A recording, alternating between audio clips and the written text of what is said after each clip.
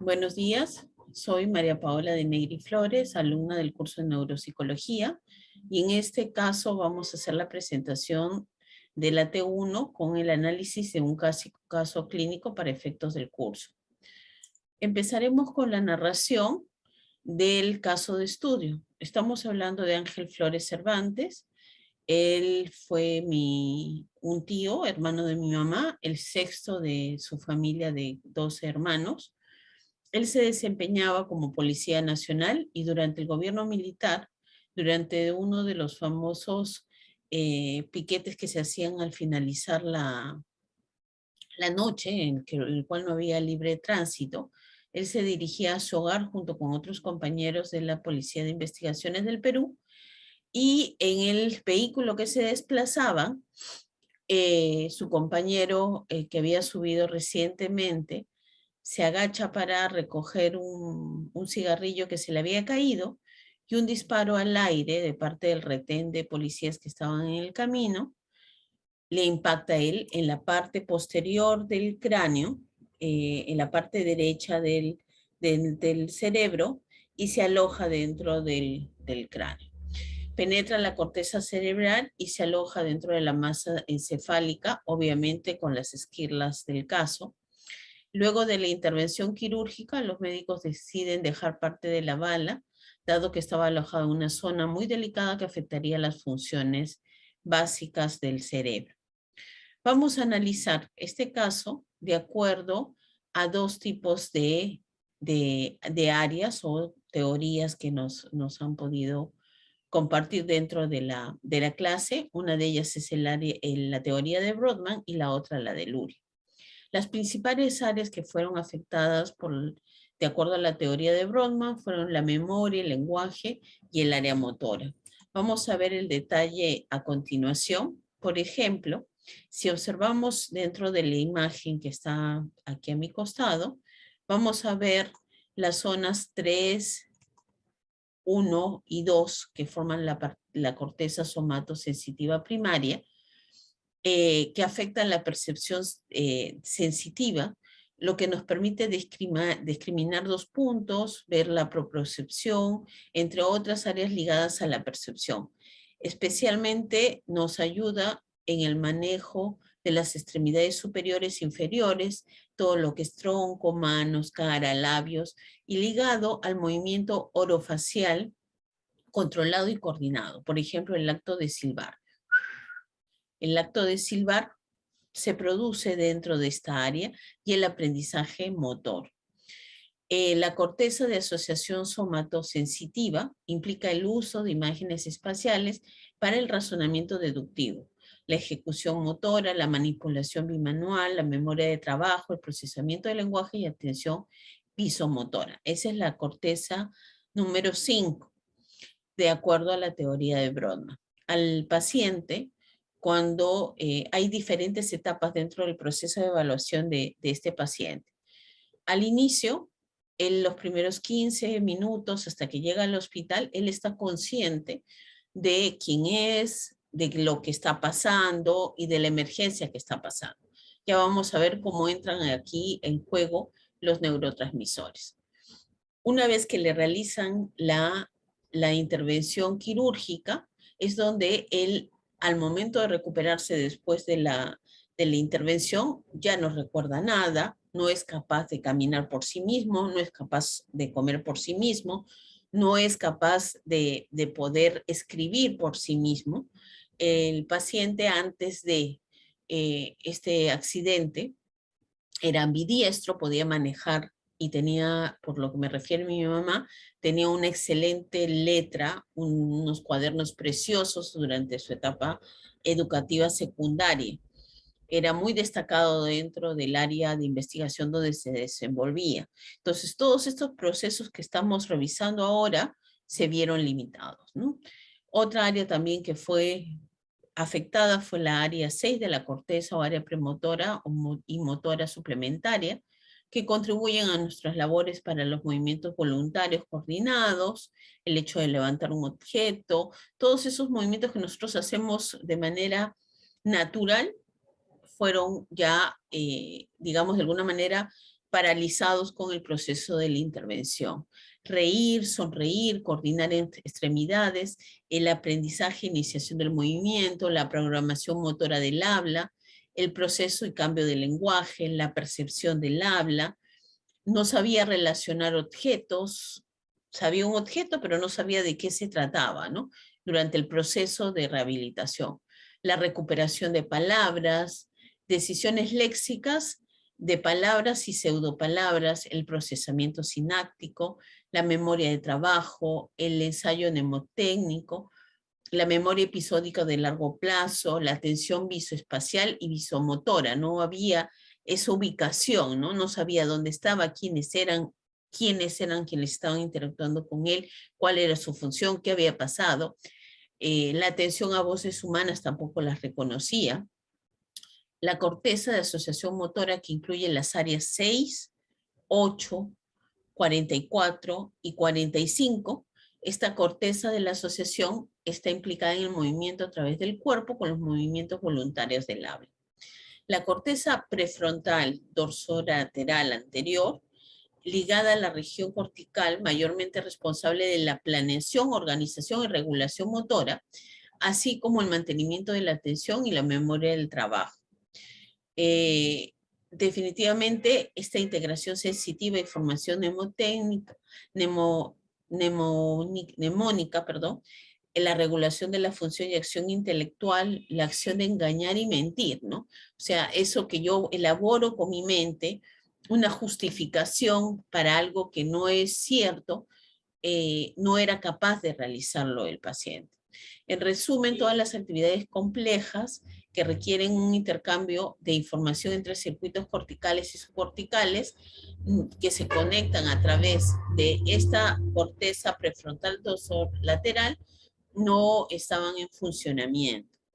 La corteza prefrontal, que está en la parte anterior de nuestra masa encefálica, que está ligada al procesamiento estratégico de recuperación de la memoria, fue la más afectada. No había opción de razonamiento, flexibilidad para la ejecución de tareas, no podía resolver problemas, no había modo como realizar las labores de planeación, ejecución, memoria de trabajo, procesamiento de estímulos emocionales, razonamiento inferencial, toma de decisiones, cálculo de procesos numéricos.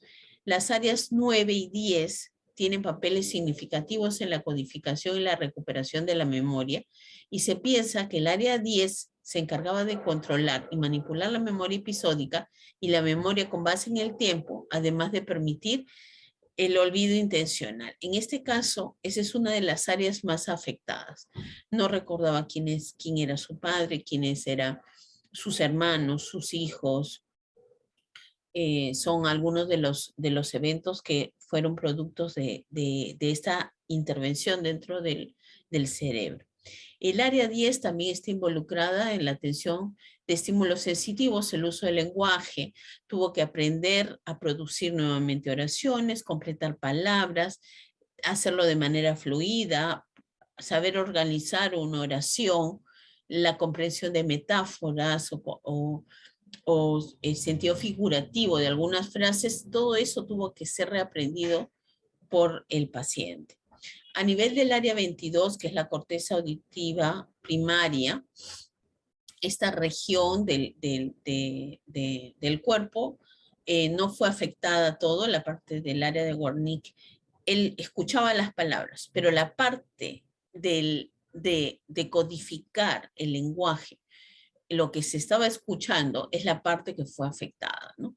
La parte del lenguaje complejo y el proceso auditivo que sea comprensivo es el que no se vio afectado en el proceso. Luego nos encontramos con el área 37, que es el giro fusiforme, que tiene que ver con el procesamiento de la información del color, reconocimiento facial y corporal, reconocimiento numérico y de palabras. Esta área también fue afectada de manera muy, muy drástica, dado que ni sabía, se miraba en un espejo y no sabía quién era él, tuvo que aprender a reconocer quién era él, reconocer las palabras, los números. El área de Wernicke, que nos permite la comprensión del lenguaje, que está comprendida por el área 22, 39 y 40. Esta área nos permite hilar palabras separadas para completar oraciones que tengan sentido. O sea, ya no solamente era la parte de la comprensión del lenguaje, sino también la parte de la hilación de la oración con sentido. El área de Broca, que está ligada a la programación motora del habla, hizo difícil que se pudiera reunir todos los elementos que incluían el lenguaje, dado que el escuchar y el comprender no era factible, menos aún a nivel del área de Broca para estabilizar la parte del lenguaje. No había una secuenciación motora de elementos expresivos, los mecanismos del control cognitivo para el procesamiento sintáctico de oraciones y la construcción de oraciones complejas y patrones del habla. Entonces vemos aquí todas las áreas que fueron afectadas a través de este proceso. A continuación veremos todo lo que está ligado a las funciones de Luria. Ahora sí, respecto de las funciones de Luria, recordemos que son 3 principales unidades funcionales. Como vemos en la imagen, están remarcadas por distintos colores. Vemos el color, el área 1, que está ligada al área del cerebelo y el tallo encefálico, el área 2, que es la parte posterior de nuestro cerebro, detrás de la cisura de Rolando, y la parte 3, que está ligada al área frontal, ¿no? Delante de la cisura de Rolando, que es nuestra referencia. Aquí, en este caso específico, las áreas más afectadas son el área 2 y el área 3 del proceso. Entendamos que nuestro cerebro es sistémico y cualquier cosa que falle en alguna de las áreas obviamente va a repercutir en las siguientes, porque es como una especie de eslabón de respuesta de un área hacia otra. Si la bala hubiera pasado y hubiera afectado el tallo encefálico, el cerebelo, probablemente no estaríamos hablando de este caso, porque habría una desconexión total ya con el cuerpo. La bala se alojó en la parte izquierda del cerebro, hacia este lado, en la parte central, donde se quedó la punta, digamos, de la bala, ¿no? Entonces vamos a ir viendo ahorita cada una de las áreas. Por ejemplo, la primera unidad es la que es responsable de regular nuestro tono y vigilia los estados mentales. La regulación refleja las funciones vitales psicológicas, neurológicas, endocrinas, inmunológicas, que mantienen el homeostatos del organismo. Como les mencionaba, sí, probablemente se hubiera tocado esa primera área, todo el estado mental de este paciente hubiera sido deplorable, ¿no? Esta área nos permite dar un mantenimiento, mantener el normal funcionamiento de las partes superiores del córtex cerebral y garantiza el alertamiento cortical requerido para la recepción, el análisis y almacenamiento de la información, así como la programación y regulación de la actividad psíquica en conjunto. Es quien nos permite estar ahí, atentos a la información que va pasando por el tallo cerebral, ¿no? Participa también en la concentración y en la atención a nivel de la corteza, adaptando el comportamiento a las exigencias y circunstancias del entorno, manteniendo esas funciones vegetativas, ¿no? Como la respiración, la circulación, la digestión y algunos movimientos corporales básicos, que en el caso del paciente no fueron afectados. La segunda unidad funcional es la unidad que se encarga para recibir, analizar y almacenar la información. Es un complejo sistema que proporciona la recepción y análisis y almacenaje de la información que llega a través de sistemas táctiles, auditivos y visuales. En el caso de este paciente tenemos principalmente la afectación en los sistemas táctiles y auditivos. El visual no tuvo mayor dificultad, salvo ya en la parte de procesamiento de las imágenes que estaba viendo, ¿no? Pero ya afecta a otras áreas. Acepta la información captada por los receptores periféricos y analiza sus componentes. Sintetiza lo percibido y almacena tal información. Estos trabaja en sobreposición con campos terciarios o de integración, ¿no? Campos secundarios que están ligados a la asociación. Las lesiones en esta área pueden ocasionar alteraciones funcionales cutáneo sinestésico, es decir, nuestra capacidad de percibir por la piel la ubicación espacial, el auditivo y visual. Este tipo de alteración va a ser diferente si la lesión que afecta el área primaria y secundaria, como hemos visto, ¿no? Si afecta el área primaria y secundaria, podría traer otro tipo de consecuencias a nivel de la persona, su interacción con el entorno, ¿no? Hay 3 leyes que están ligadas a esta segunda unidad funcional de Luria. Es la ley de la estructura jerárquica de las funciones, la ley de la especificidad decreciente de las funciones y la ley de la laterización creciente de las funciones. Con el proceso, nos vamos a centrar en esta última, con el proceso de intervención quirúrgica que tuvo, esta persona quedó al final con un ligero, que ya lo vamos a ver al finalizar el caso, con un ligero cojeo en la pierna derecha. Y como, si imaginamos un poco como los pingüinitos caminan, con ligeramente dándose equilibrio con el brazo estirado hacia el costado y cojeando, era un poco como terminó en sus últimos días de caminar esta persona, porque ya era para él difícil conseguir mantener su cuerpo en la parte lateral, ¿no? Que recordemos que la bala estaba alojada en el lado izquierdo, hacia el lado izquierdo del lóbulo izquierdo. Entonces, obviamente, todas las funciones de la mano derecha y del lado derecho del cuerpo fueron las que fueron más afectadas. Por allí la dificultad al escribir, al momento de comer, cuestiones que vamos a ir viendo más adelante, ¿no? La tercera área funcional es la unidad para programar, regular y verificar la actividad. Esta área, que está constituida por la parte anterior de los hemisferios cerebrales, es decir, los lóbulos frontales, proporcionan la programación de los movimientos y de los actos y la coordinación de los procesos activos y la comparación del efecto de las acciones de las intenciones iniciales.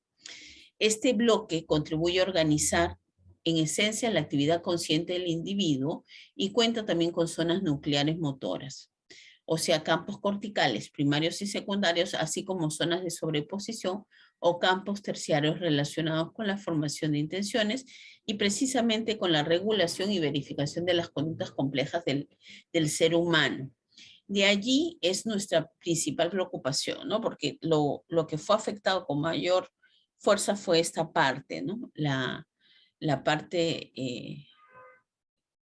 principal, la parte 3 del modelo de Brodmann, de Luria, fue la parte más afectada, todo el lóbulo frontal, porque ahí es donde se quedó incrustado, ¿no? Justamente en el límite, digamos, de la cisura rolándica hacia abajo, en el lado izquierdo, quedó la bala allí. Obviamente cambió la vida, también la actividad laboral de la persona, ¿no? Después de esto vamos a ver todo el tema de los neurotransmisores y cómo estos influyen dentro del proceso de desarrollo posterior a la intervención quirúrgica. Compilando los efectos del caso de estudio, podemos llegar a el siguiente tema que me parece que es sumamente importante y está ligado también a lo que vamos a ver a continuación de los neurotransmisores y la plasticidad cerebral, ¿no?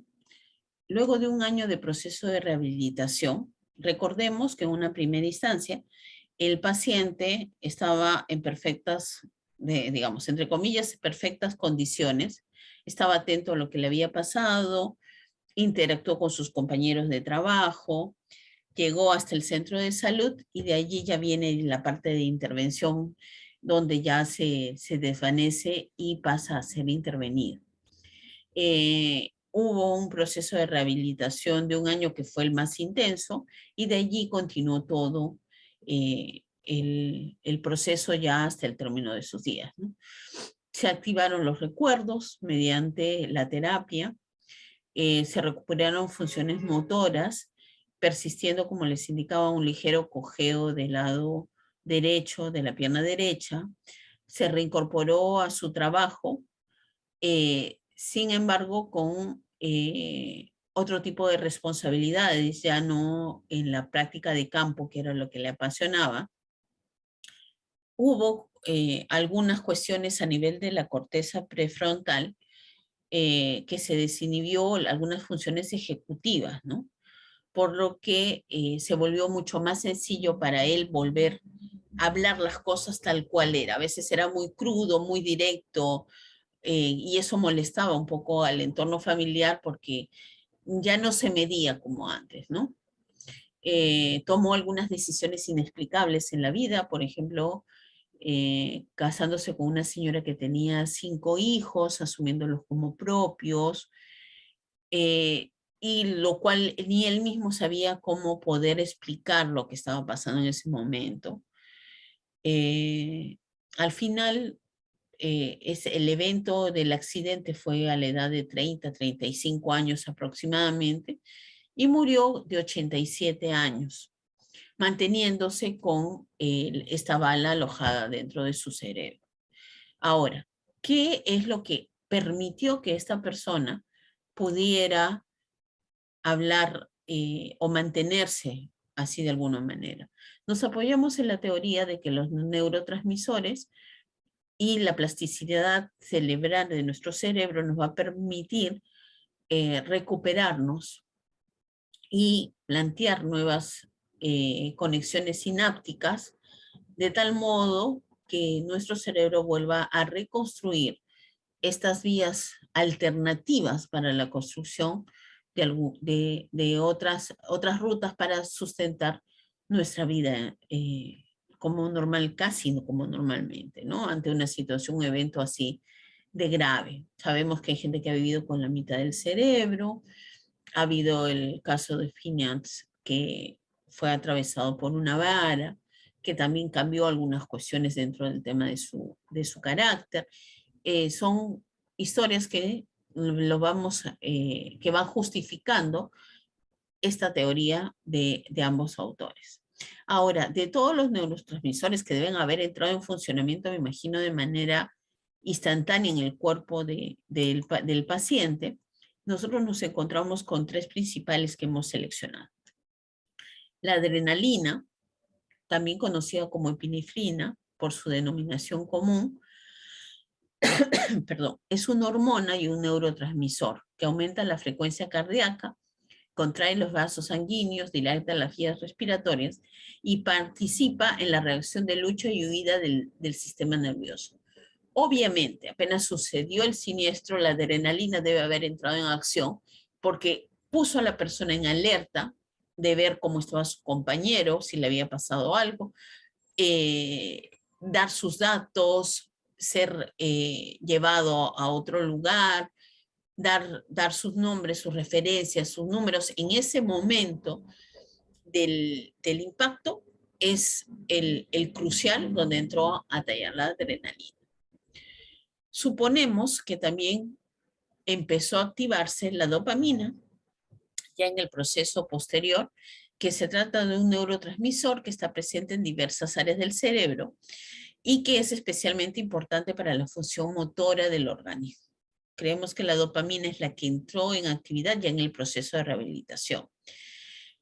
Nos permite establecer una memoria, especialmente la memoria del trabajo, es decir, de las tareas que uno va a realizar de manera cotidiana, transmitir las señales entre las neuronas y no solo controlar las respuestas mentales y emocionales, sino también las reacciones motoras. Y aquí viene un punto adicional, ¿no? Que es la adquisición de adicciones. En el caso del paciente, siempre le había gustado tomar, pero digamos que se volvió más frecuente el hecho de una conducta de carácter adictivo, ¿no? Probablemente para compensar eh, todas las pérdidas que había tenido a nivel cognitivo, se dedicó a la parte de tomar, que así terminó también al final de sus días, ¿no? Otro neurotransmisor es el glutamato, además de ser un sustrato en la síntesis de proteína, es un neurotransmisor excitador, que es el más abundante en el cerebro. Esta neurotransmisión de glutamatergina está implicada y regula los sistemas motores sensitivos cognitivos. Igualmente, contribuye y desempeña un papel primordial en la plasticidad sináptica.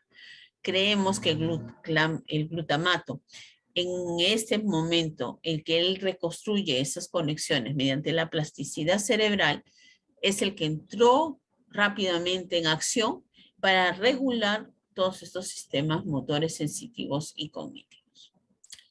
Espero que la presentación cumpla los requisitos solicitados para esta T1. Les pido disculpas si no he podido rendir en todas como hubiera querido hacer. Estoy pasando todavía un proceso de COVID, entonces espero que les agrade. En la siguiente diapositiva van a poder ver las referencias bibliográficas a través del cual sustento esta T1. Muchas gracias por escucharme. Gracias.